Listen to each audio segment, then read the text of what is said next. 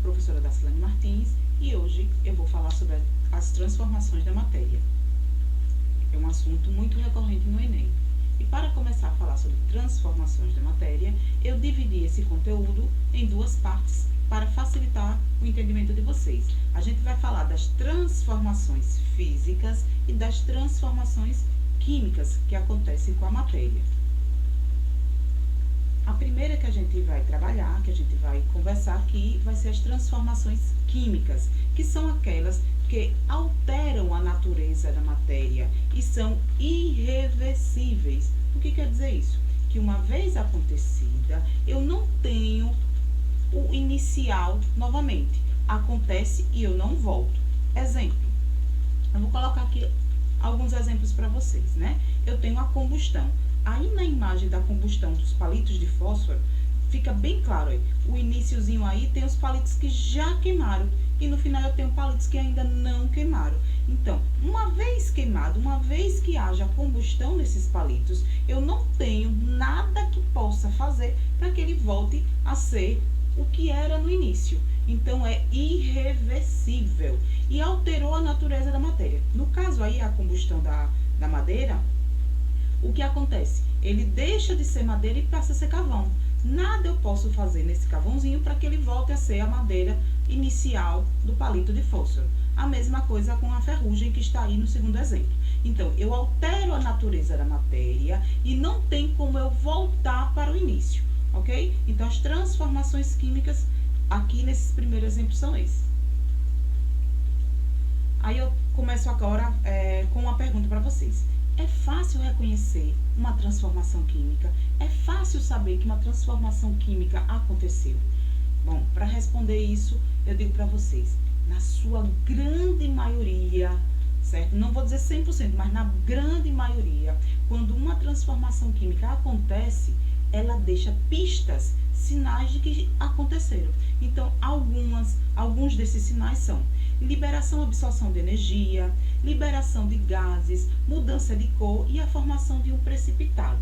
Para cada um desses tópicos, eu coloquei aí um exemplo, né? Nesse primeiro caso aí, liberação de energia, o calor da combustão sendo liberado e aquecendo as mãos, né? Nesse segundo exemplo, liberação de gases. Quando eu coloco um comprimido efervescente na água, começa a borbulhar. Esse borbulhar é porque está acontecendo uma reação química, no caso do comprimido, com a liberação do CO2, ok? Nesse terceiro caso aí, mudança de cor. As folhas de uma árvore, por exemplo, né, que é o caso aí, quando cai no chão, se você prestar bem atenção, elas mudam de cor ao longo do tempo.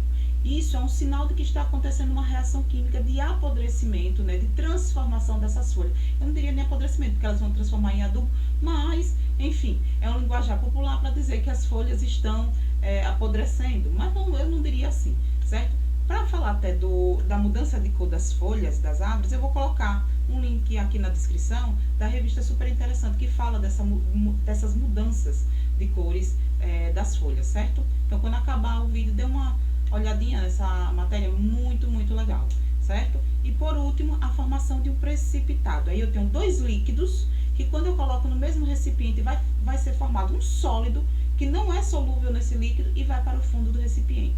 E esse sólido só foi possível ser formado graças a uma reação química. Então, um bom critério para que você esteja na dúvida, está com dúvida que ali, naquele recipiente, aconteceu ou não uma transformação química, é observar um desses fatores, ok? Transformações físicas agora.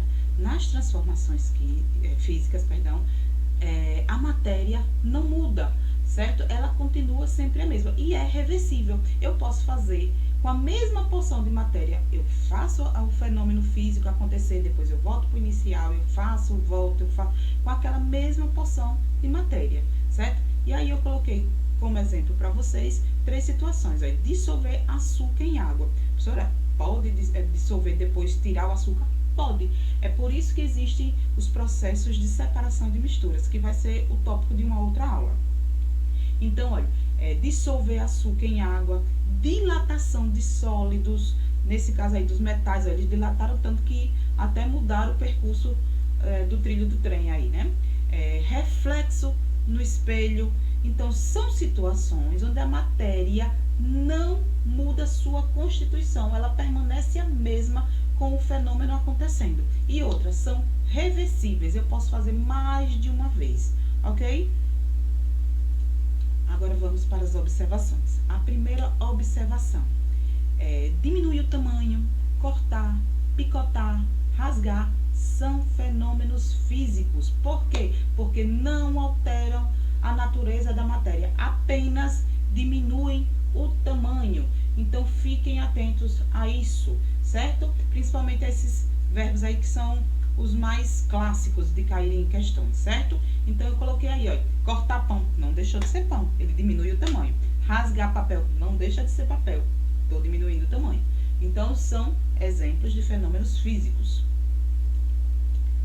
Observação 2. São fenômenos físicos as mudanças de estados físicos da matéria. Então, para poder falar sobre isso, eu vou colocar essa imagem aí. O diagrama mais famoso que tem, né? Dessas mudanças. Eu tenho o sólido, o líquido e o gás, o vapor, e todas as mudanças de estado físico desses 3 estados físicos, né? Lembrando a vocês que não só existem esses 3 estados físicos, existem outros que eu vou colocar outro link aqui na descrição para depois vocês dar uma lida lá.